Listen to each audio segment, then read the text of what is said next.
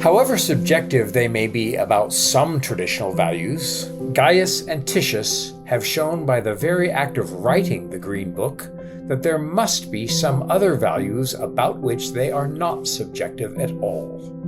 This is Pints with Jack, Season 9, Episode 14, The Abolition of Man, Chapter 2, The Way. Part 1, All Values Are Subjective, Except Mine. Have you been looking everywhere, searching for a place where you belong? Away from the masses, among clinking glasses, where the hearth fire is on.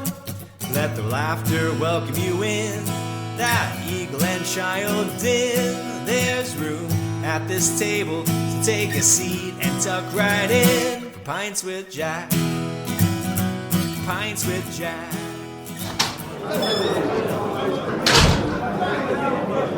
Welcome, friends, to Pints with Jack. In January, we began The Abolition of Man, and we have wrapped up Chapter 1, Men Without Chess. This month, we start to work on Chapter 2, The Way. And as usual, I'm joined with my co-hosts, David and Andrew. Good evening, gentlemen. Good evening. Good evening. This is our first recording in 2026. It's actually interesting because we recorded some of the earlier ones. We're recording this on January 5. You guys are getting some of the earlier episodes. We were trying to get a bit of a backlog because our schedules have been very hard to sync in professional, personal lives. And so we wanted to get ahead because we inevitably miss stuff. So it's interesting recording this very early when you guys are getting the new episodes, but there's been such a gap between us with the holidays. I mean, it feels like it's been like 4 weeks. It's right? True. It's been quite a while. And Happy New Year and happy 12th day of Christmas. If you are having a 12th night party, you're having it tonight as we record. My family had one last night. We do a gift exchange, like a Secret Santa and a white elephant, although we call it a Secret King and a white camel gift exchange. So happy 12th night, everybody. Feast of Epiphany tomorrow. David, how's your year starting out? Well, it's been very busy at work. We have a deadline in early January, so I've been working like the clappers there. I've also been sick.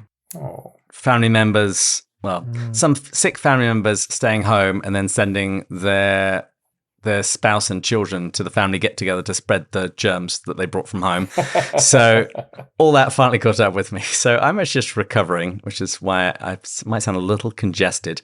But at least on the plus side, I am now caught up on All Creatures Great and Small. My wife and I have been playing catch-up in anticipation of the new season coming out in January. Oh, that's a favorite of ours too. Oh, yeah. And I also recently got to watch the movie Shaolin. It's a kung fu movie. It's got Jackie Chan, although he's only a side character. If anyone's seen it, let me know. I really enjoyed it.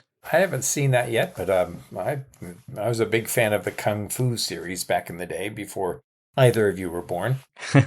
As you all know, I've been pushing on some deadlines, and so I have turned in doing a collection of Lewis essays that I'll tell you more about once everything's official. But I got those edited and wrote my contribution. That's my second collection of essays done in 2025. And then as of January 1st, I submitted for approval my doctoral treatise. And I have a date scheduled for this coming Saturday, the 10th of January, to defend my thesis. And so the Reverend Dr. Andrew will be in the offing very soon. My actual graduation date is February 10th. So looking to order academic regalia and so glad to finally have that thing done. Boy, I just heard a nice noise. Whose noise was that? As we were reading and I was doing a little bit of intro here and I was like, well, good evening, gentlemen. It dawned on me it's evening. Yes. And you know you've had your head in code all day. If someone says good evening, it's like, what are you talking about? It's like it's got to be 10 o'clock in the morning, right? Yeah. And I just really want a Lagavulin, so I popped a Lagavulin. Distiller's Edition, which is effectively 16. No, for me, I mean, it's been, we're prepping for the new one, which is supposed to be coming in a month. Potentially when you guys are listening to this, actually, it could be here any day. Your new baby, right? Yes, baby. I'm The glad I little started shrub. with that, not the professional side uptake. My priorities are well aligned. Yeah, I've been super busy with the work side. We actually did launch the product to a super small subset of like 5 people to do some bug testing December 24th. So it was like a sprint. I'm grateful for my engineer. We were working until like 4 p.m., I think, on the 24th, and then took the 25th off, and we were right back at it the 26th. And then we're trying to do another mini sprint. And then this one, because there are bugs and there are some refinements and stuff, but this one should get us to the broader kind of like couple 100-person launch, hopefully in like next week. And so it's just been a long process. My wife has been a saint throughout all of this. That's great. Yeah. So that's where I'm like, you know what? We're recording and let's just have a little Lagavulin. Absolutely. I had a little during the Patreon. We did a little live discussion on my actual birthday on the 29th. That was very lovely because I, too, spent that day in doing work. I was knee deep in 208 footnotes for my treatise. And so making sure they were Turabian correct and all the rest. And so, fortunately, that's done. I am drinking Innis and Gunn, which is a golden single malt Scottish golden cask beer. So it's a lovely, lovely one. It's a beautiful color of orange in the Florida sunset there. What about you, David? Well, I would expect nothing less, Andrew, for a beer of that caliber. Wait, I don't get it. What's the name? Caliber? What's the name of the beer? Innis and Gunn. Oh, Gunn. Innis and Gunn. See, it It's might an be the end of the innocent day. I might have had a back-to-back crazy day of coding, but I'm still ready with a pun when it presents itself. Absolutely. Oh. Well, yes. Yeah, I'm glad that you took your shot. So, I had a blast. So I am drinking Paulaner Hefeweizen. oh, there you go. Lovely wheat beer. I'm dual fisting here with a little Best Day Brewing for the non-alcoholic because I Oh, very nice. generally don't really drink, I feel like, much anymore. But I really did just want a little Lagavulin. Yeah, that's great. Andrew has finished all of his things, so it is time to celebrate. All right. Can we do a big Pints with Jack celebration in like 1 month? I feel like let's do. Andrew had his big thing. Yeah, That turned was 60 mine. too. David's got yours with the new birth and all the work stuff. And so it's like, man, we're all just ready for a little bit of a breather. Yeah, absolutely. Well, we'll probably do another happy hour around the time that this one goes live, so we'll do something then. But before we can drink, we need to do a toast. So, Andrew, will you please toast new patron supporter Lance Haney? Well, I'd be glad to. Lance, thank you for joining our happy band here. And Lance, we lift our glasses to you, asking God to bless you in the new year, that you would resolve to know better his love for you and his faithfulness. And so we lift our glasses and cheers to Lance. Cheers. Cheers. Cheers. All right. All right. Chapter 2. I listened to Yeah. Doug Gresham reading it this morning on my way to work. Yeah, so we are about to start discussing Chapter 2 of the Abolition of Man. But before we start, I really wanted to recap Lewis's argument so far. It's a real balancing act going through this work, making sure that we've zoomed out enough so we don't lose the argument, and also going over it enough so we've got it really clear in our minds as we move on to the next stage. So here is my recap of Lewis's argument so far.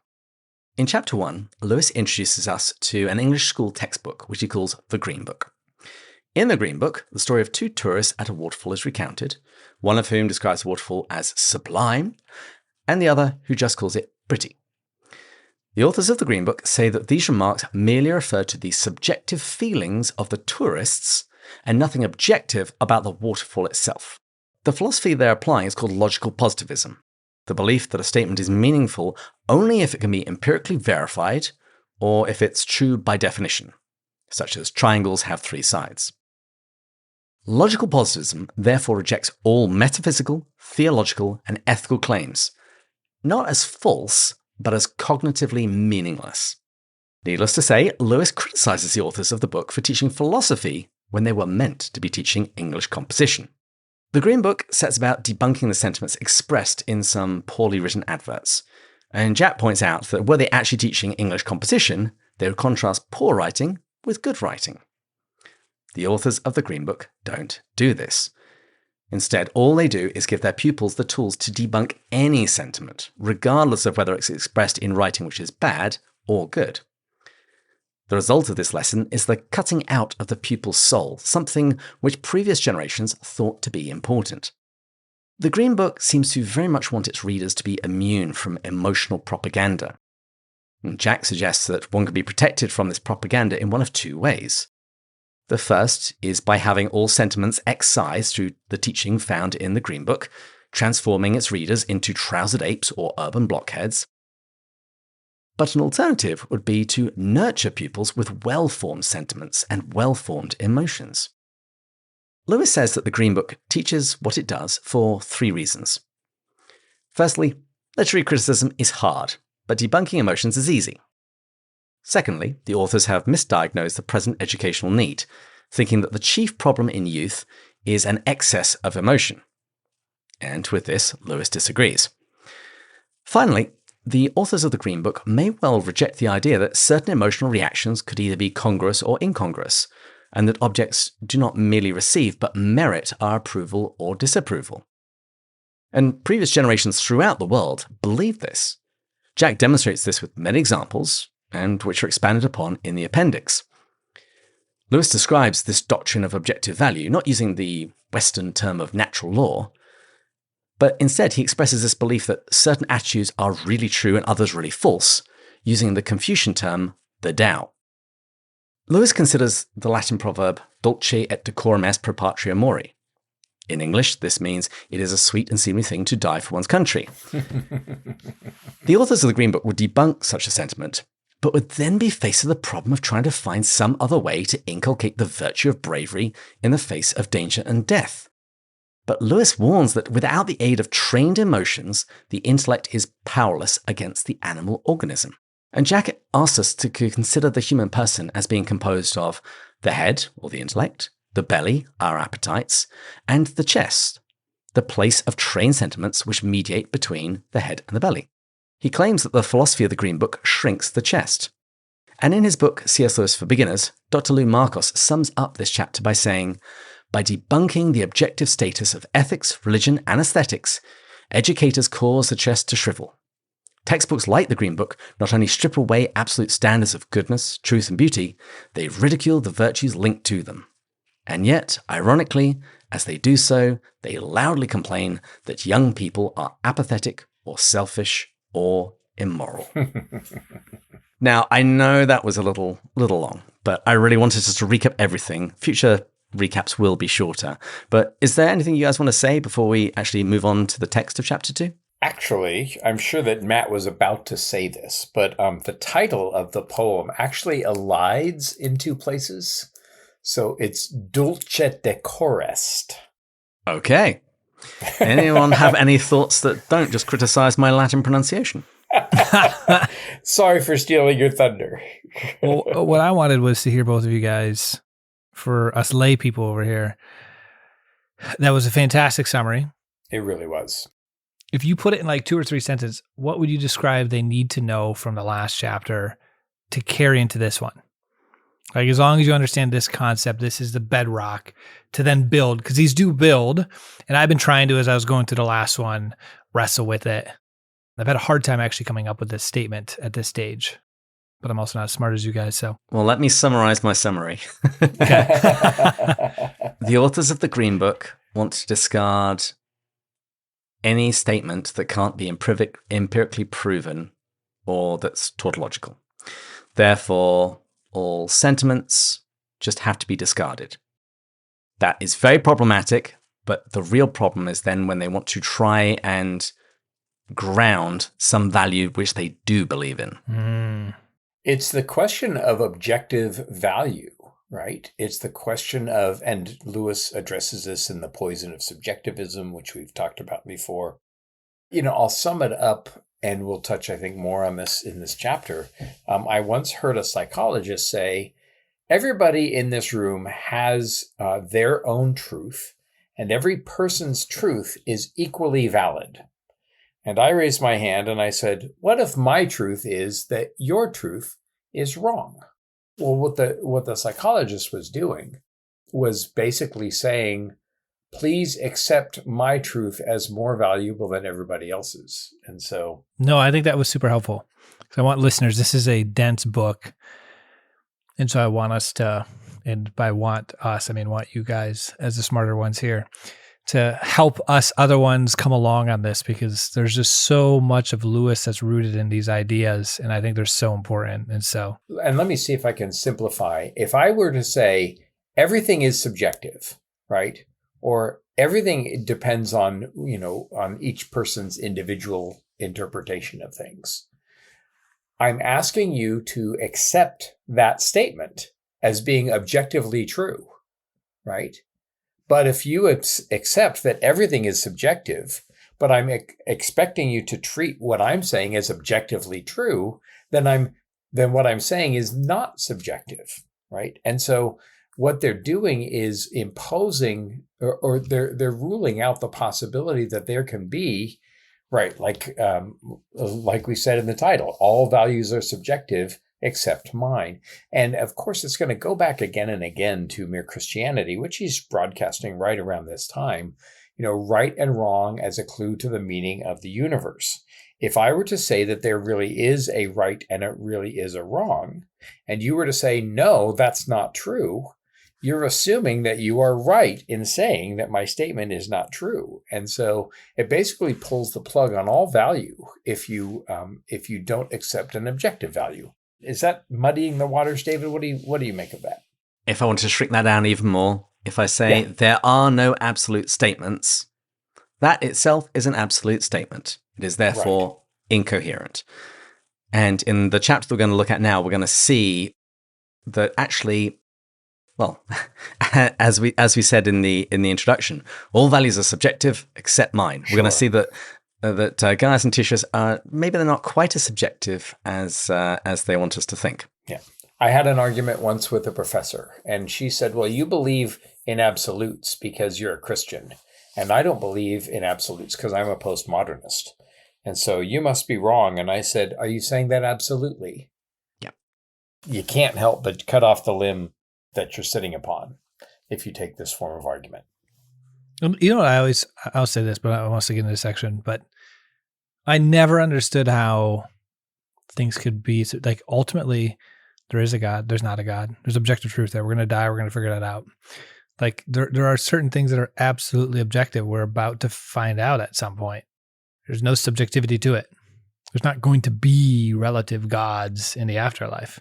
Let me see if I can use Lewis to make this a little clearer. I kind of queued this up for myself for this. I've been thinking about this exact quote for a while. And so it's from Mere Christianity. So let me tee this up with a phrase, with a brief passage from chapter 1 of Mere Christianity in book 1. He says, atheism turns out to be too simple. If the whole universe has no meaning, we should never have found out that it has no meaning. Just as if there were no light in the universe, and therefore no creatures with eyes, we should never know that it was dark. Dark would be a word without meaning. Or if I were to say, the universe is meaningless, that statement is full of meaning. But if the universe is meaningless, then everything is meaningless, including the statement that the universe is meaningless, which would mean that if the statement, the universe is meaningless, is itself meaningless, it would mean that the universe is meaningful. Even Gaius and Titius are expecting us to accept what they say as having objective value, as having meaning. But what they're doing is eliminating the possibility of objective truth, or eliminating the possibility of meaning. And that's part of what Lewis is pointing out. And that's part of why we need a return to an acceptance of at least some universally accepted objective realities. Well, we should get on to talk about chapter 2, but before we get to the body of the chapter, let's talk about his epigraph. It's another one from Confucius, and it reads, "It is upon the trunk that a gentleman works." What do you guys make of this? Well, he expands on this in the appendix under the law of special beneficence. He expands the quote. He says, "It is upon the trunk that a gentleman works," When that is firmly set up, the way, or the Tao, grows. And surely proper behavior to parents and elder brothers is the trunk of goodness. So I think he's talking about both the trunk of a tree or the trunk of a man.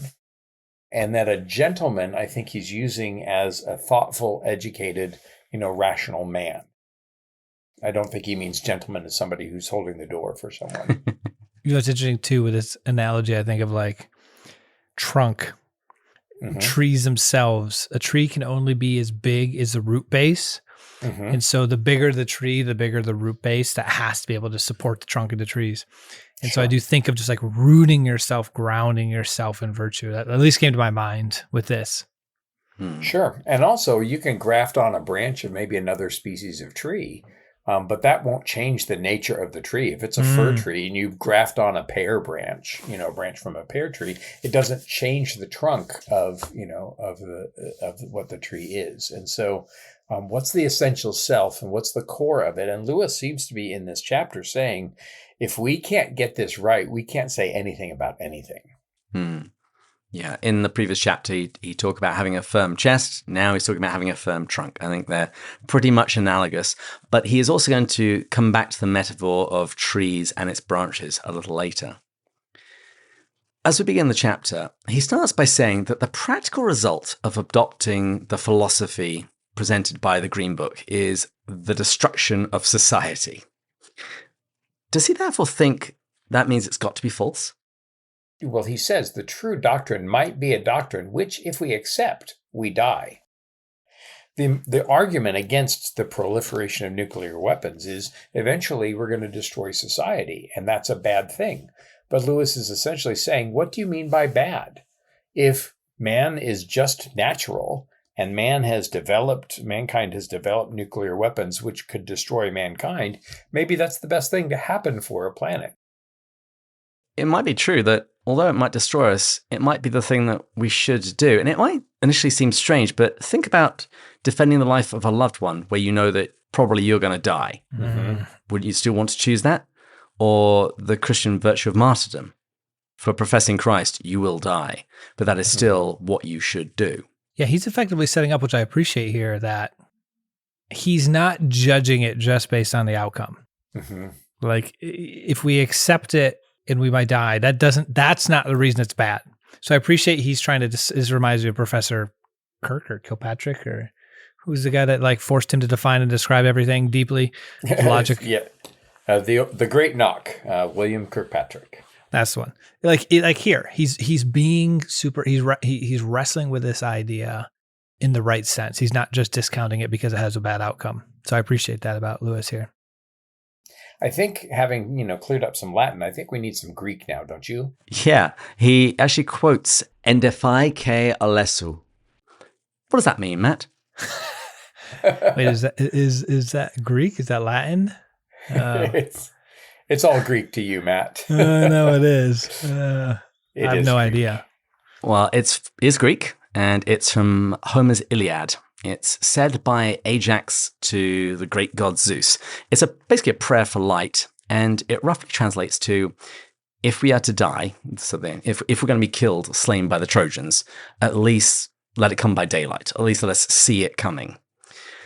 And so Lewis is quoting this. And by the way, I actually also found this in a Bible commentary on Job 19:8, where Job is basically saying the same thing, because all these calamities have come to Job and he doesn't know why. And so he says, effectively, at least if I knew, at least if I could see why, that would make this easier. And so what Lewis is saying is, we're not going to just dismiss the Green Book's philosophy because it's self-destructive. We at least need to be able to clearly see and understand it, because if it's right, then it might actually be the thing that we should do. So he's going to test this philosophy just to see if it's coherent. He gets into this question of living and dying and instinct a little bit later on in the chapter, and we'll come to that. It reminds me of the example that I try to use when explaining this concept while teaching Mere Christianity. So a scientist thinks that it's better to do an atheist scientist who completely rejects the idea of God, rejects the idea of meaning, will say it's better to do an experiment properly and well and flawlessly than it is to do an experiment imperfectly or to cheat on it or to, contaminate. And when you ask the scientist, what do you mean by better? Why is it better to do an experiment well than to do an experiment in a shoddy way?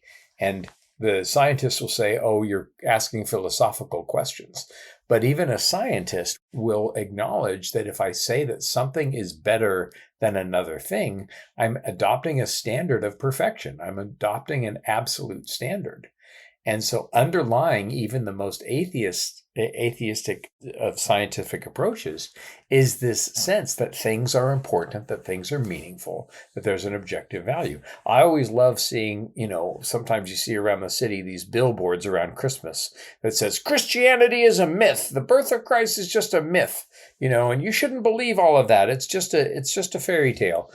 But those atheists are putting up those billboards as if what they're saying is meaningful, and if it is better to believe true things than to believe false things. But they never ask what they mean by better. Better points to some standard of perfection that we acknowledge in everything that we do. And this is what Lewis is taking, I think, a whole book to kind of start to tease out and then look at the implications, especially in modern society that has dismissed the idea of objective reality. Now, we mentioned it a little earlier that the authors of the Green Book perhaps aren't quite as subjective about everything as we might imagine. Matt, what proof does he offer to back up this claim? The book. Like just to put it super succinctly, but I answered a question, but then I want to turn it back to you guys. But he effectively states that just the fact that they're writing the book means they're trying to produce a certain state of mind in the rising generation. Yeah. So they think that there is something more valuable than less valuable. They're pushing towards something. But I am curious, does that necessarily, from you guys, need objective truth? Couldn't they just say, subjectively, we think this is better, but we totally understand if you don't, and we're going to try to, through just pure persuasion, convince you, but technically speaking, this is all futile. Like if they were to admit that, can you still write this book and say, yeah, this is what we think is great, but we understand that we have no appeal to a higher authority for this. We're just we think it's best for these reasons internally. We can't explain it. Evolution has made us think this. We just think, I don't know. I think that what Lewis is doing is pointing out their presuppositions that they haven't really acknowledged.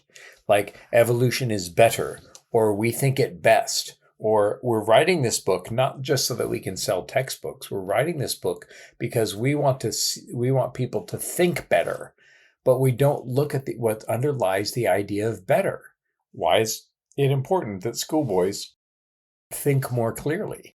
What do we mean by better? Where do we get that standard?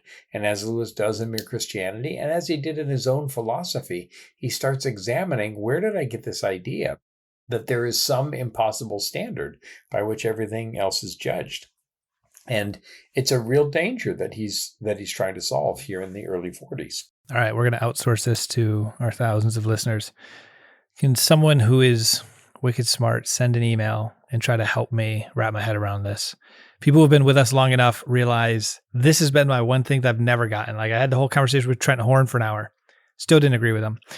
David and I have chatted about this with Mere Christianity. Didn't agree with Lewis at the beginning. I still just can't wrap my head around this concept of, can't they just say, well, this is our version of better, but they realize we don't need something to root it in. But I also don't want to derail this conversation because this is something that I've never been able to understand. The thing is, they're not just saying, oh, this is our opinion and we can't defend it, but we're going to try and push this opinion. It's the very fact that they're writing a book is that they're trying to change other people's opinions to be the same, as though there was something to argue about. I might like vanilla ice cream, you might like strawberry ice cream, and I want to tell you, no, you're wrong, vanilla. So if we do actually think that it is purely a matter of taste, that my internal values are nothing more than something personal to me, if it is nothing more than that, there is absolutely no reason for me to try and propagate that through the rest of society. And if it is indeed predetermined by purely mechanical and chemical processes, I wouldn't be able to change it anyway. To some degree, it's where we get back to, and you'll notice that we're half an hour into the podcast and more, and I haven't mentioned Lewis's best book yet. Ha ha ha. But when Lewis calls it far and away my best book, the part of that argument comes from, what do we mean by best, and can there be a best? Does Lewis's opinion matter? Is it just his opinion, or is it an informed opinion? And so the very argument that we have, I don't care about the outcome of the argument. I really don't. Lewis is teaching us how to say, okay, what do we mean by best? Let's define best. And that's kind of where our whole argument about Great Divorce Until We Have Faces comes to, is there such a thing as best? What standard can we apply? Another way to look at it, and it's a very popular argument amongst sports fans, is who is the best basketball player?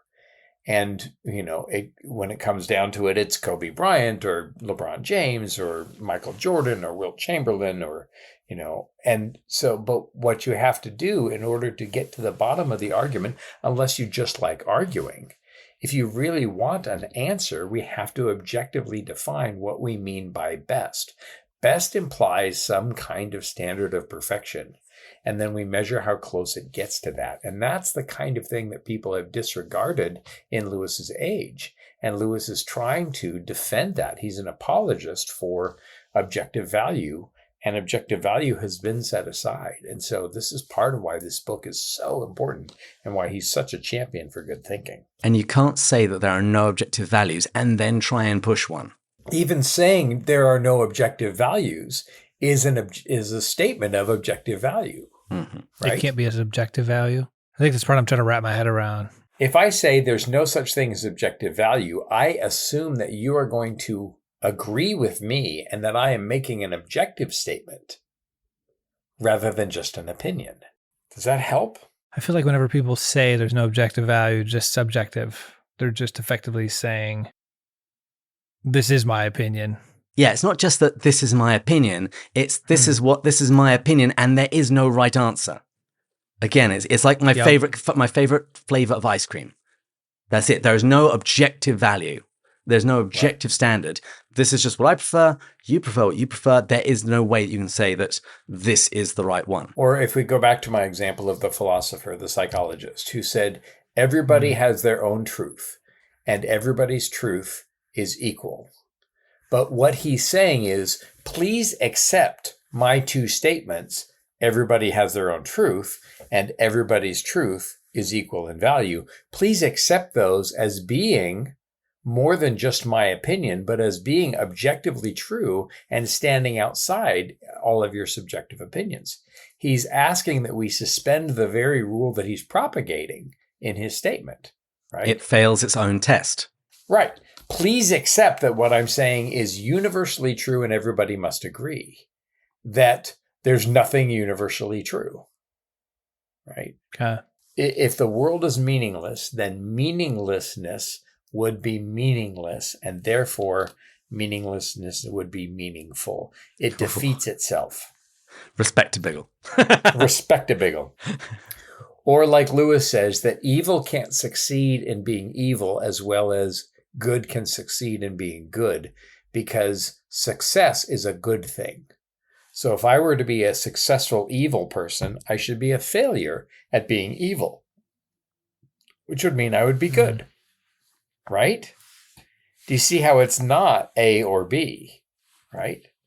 And so Lewis is pointing out that there must be something underlying the universe, some objective truth, some objective value, something that we all can agree in, and he calls it the Tao.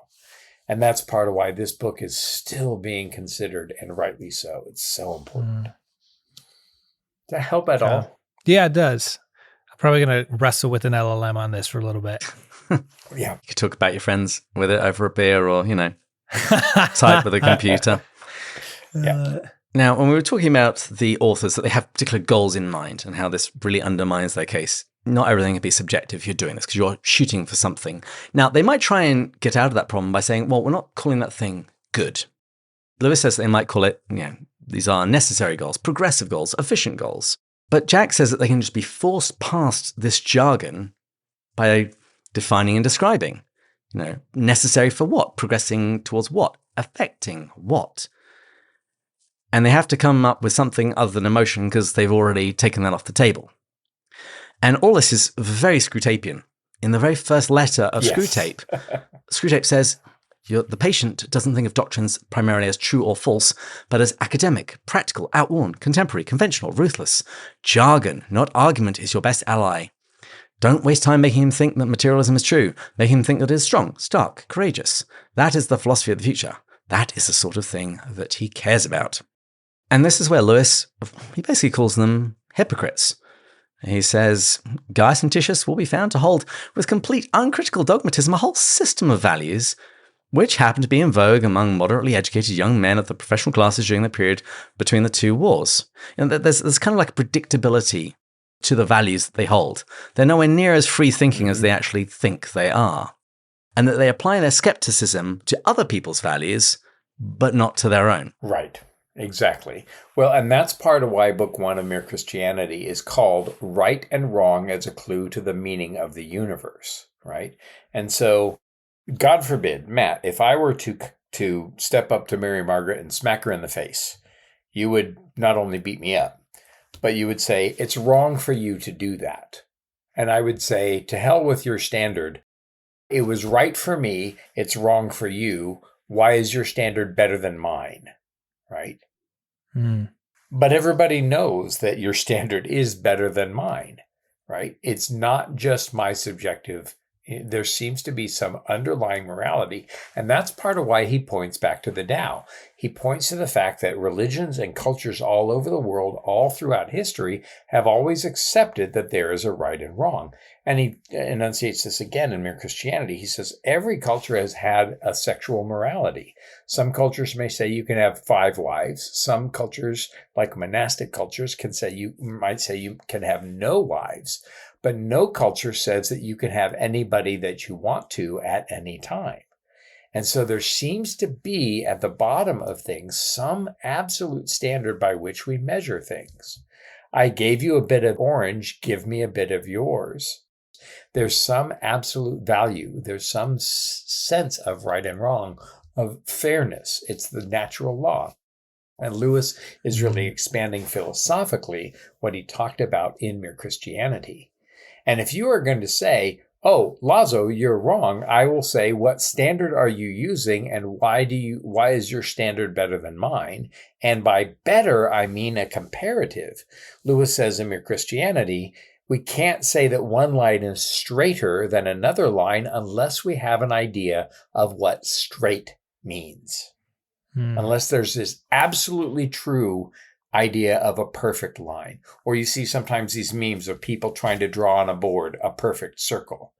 But we wouldn't know which one is closer to perfect unless we had an idea of what perfect is. And he goes back in Mere Christianity to the moral law. We have this law of right and wrong, but none of us have ever done right all of our lives. So we have this idea of perfection that nobody has ever completed. And where does that come from? Is it from the instinct? No, it's not from the instinct. Is it from evolution? Clearly not. And that's what Lewis develops, and that's what he does later on in this chapter.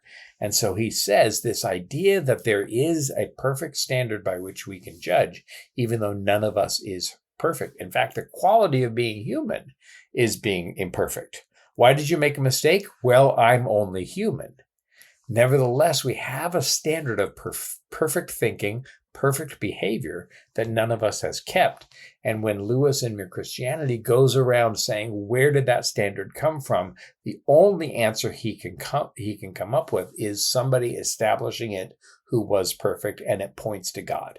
And that's what led him to faith, is it led him out of himself. So that's part of what he's really fleshing out philosophically in this book. No, that's helpful. Now, personally, I don't really know what Andrew's talking about, humans being imperfect, because he has, after all, met my wife. But let's move on. Yes. And then she married you, so there must be at least, plus your children, so there are standards of perfection. All right. So Gaius and Titius, their project, as Lewis imagines they would present it, is that they're trying to strip away all of the emotion, the religious influence, taboos, and get to like a real or basic values. That's what they're trying to get down to, which really means that they need to provide a new foundation for values which they appreciate. And in the last chapter, we spoke about dulce et decorum est, the Latin proverb from Horace, about it being sweet and fitting to die for one's country. And Lewis is now going to attempt to see what happens when these debunkers, after they've discarded all sentiment, once they then attempt to find some other basis for bravery in the face of danger or death. He's going to see what happens. And this is where I love Lewis's argument, because he says, okay, here's what Christianity says, but let's go ahead and take your best thought and let's take it to the very end and see what happens if we follow it along. And it's the same thing that led him to his, what Frederick Buechner would call, his magnificent defeat in admitting that God was God.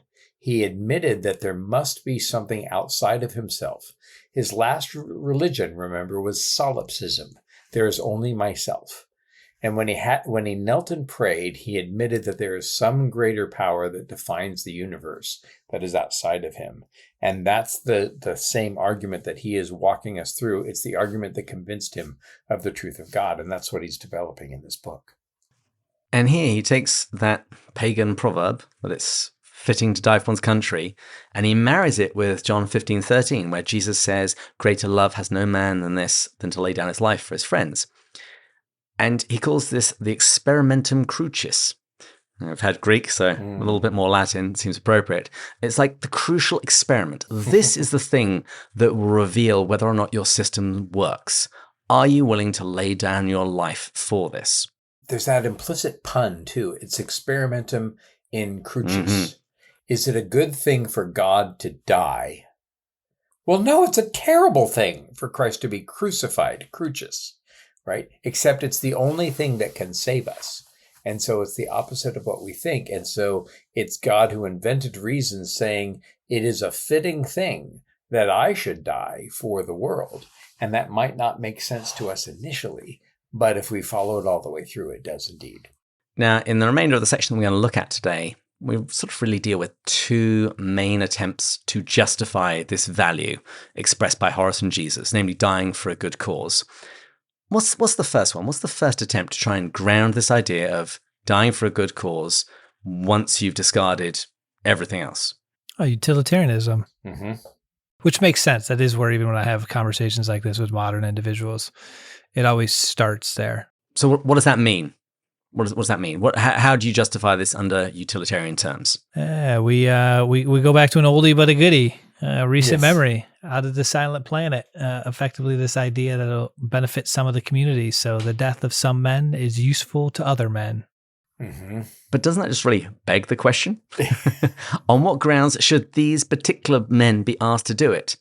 So, for example, Weston is very happy to sacrifice other people for the continuation of the species. Why do they have to die rather than him? Pure Lewisian knowledge. Those with higher Lewisian knowledge live. Those with lower Lewisian knowledge die. I'm happy to go first, gentlemen. Well, and it's actually, I mean, as we're recording this, the United States just invaded Venezuela and captured its president. Now, I'm not taking a political stance, but one side will say it is better to depose that ruler and stop the terror that he was, propagating. And another side will say, hey, you invaded a nation's sovereignty and the United States never should do that. Both of them are appealing to some greater right and wrong in saying we were right in what we did, as if right matters. If right doesn't matter at all, then what we're doing is just, it's just pure selfishness. Is it right for somebody to die for their country? And is it effective? Is it valuable?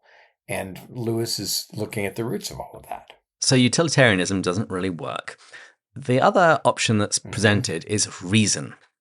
Can you use reason to justify death for a noble cause? I mean, presumably reason would still lead to the same. Like if I tried to give you a reason, you would just do what Lewis just did before. But to what end? Like I feel like reason still doesn't actually get you to it, if that makes sense. There's a bit missing, and it's very David Hume. You can't get an ought from an is. Lewis puts it this way: from propositions about fact alone, no practical conclusion can ever be drawn. This will preserve society cannot lead to do this, except by the mediation of society ought to be preserved. This will cost your life cannot lead directly to do not do this. It can lead to it only through a felt desire or an acknowledged duty of self-preservation. There's a missing piece in each of them, and it's how do you get from the statement of fact to an ought, to a you should do this. Should society be preserved appeals to a larger sense of yes or no. And then what should I do about it? Why should I give my life in order to preserve the whole idea of society? I love Lewis's example. I've never met somebody on the train who, thought, oh, well, I should give my life for the sake of society being preserved. But that's, and in some ways, what Lewis is talking about is the kind of stuff that comes out of Weston's mouth and out of The Silent Planet. He's speaking out the kind of popular philosophy, and Lewis is poking holes in this philosophically. And seeing reason fail to provide an answer to get us from that is to an ought, Lewis offers two possible routes forward. The first is just to broaden the meaning of reason. He says we should extend the word reason to include what our ancestors called practical reason, and confess that judgments such as society ought to be preserved, though they can support themselves by no reason of the sort that Gaius and Titius demand, are not mere sentiments, but are rationality itself. Now, here what he's alluding to, and we'll probably come back to this in a future episode, is the difference between intellectus and ratio. They're two different faculties within reason, between the truths that you just perceive immediately and clearly, but you can't derive from first principles, and those that you can work out through Aristotelian logic, through pure reason. But the trouble is, Gaius and Titius wouldn't accept this, because then what we've got the Tao again. And that's the very thing they're trying to replace. So we can't just expand reason to include the things that we can just perceive as true. So the only other option is give up on reason as well. So we've given up on utilitarianism, we've given up on reason, and we've then got to look elsewhere for something else to ground these values that they like. And the place that they're going to go is instinct. But we'll have to come back to that next week.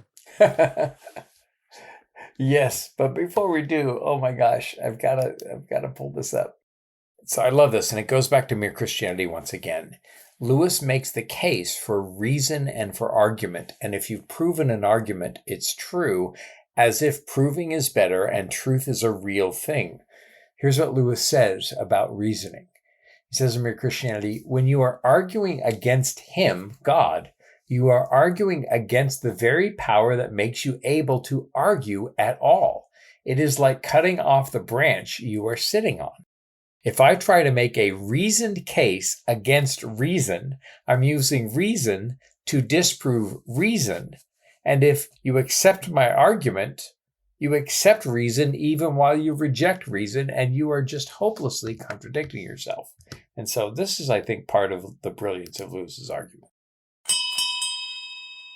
Well, I hear the call for final drink, so we wanted to thank our stenographer, Julia, our sound engineers, Taylor and Sarah, all our Patreon supporters, particularly our top tier ones, Jacob, Alex, John, Ryan, Dan, Jody, Brian, Megan, and Brian, and Dave. I think I said these out of order, messed up. Rebecca, Sarah, Mark, Kevin, and Paul, Bud, James, Robert, Mark, Matt, Erica, Joelle, Amanda, Thomas, Shane, Becca, Paul, Gary, Stephen, John, James, Kate, Peter, Rowdy, David, and Angela. Meg, he meant Meg instead of Megan.